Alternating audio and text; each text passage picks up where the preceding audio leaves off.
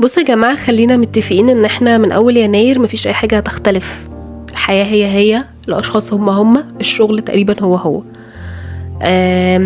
يمكن انا شخصيا في حاجات كده بتمناها في السنة الجديدة، وكل سنة بقى بالنسبة لي النضج بيغير افكار وبيغير حاجات ومفاهيم كتيرة قوي في حياتي.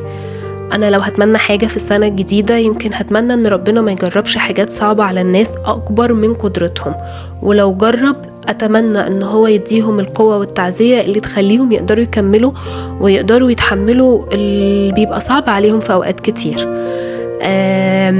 هتمنى محدش يقف قدام أوضة العمليات وهو مستني يطمن على حد. هتمنى ربنا يطمن كل حد على نتيجة تحليل مستنيها.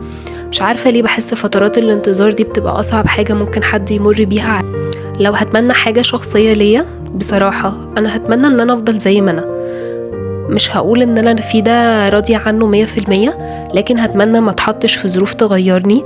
هتمنى ما اتحطش في الظروف اللي تخليني ممكن اعمل حاجة غلط. احنا ما بنعملش الحاجة الغلط يمكن لاننا محظوظين ان احنا ما اتضغطش علينا، لكن اتمنى دايما او بدعيها من ربنا ان انا افضل زي ما انا، حتى لو غيرت مكاني، حتى لو غيرت الناس حواليا، بس افضل زي ما انا بالطريقة اللي بترضيني او بتخليني على الاقل عارفة احط راسي على المخدة.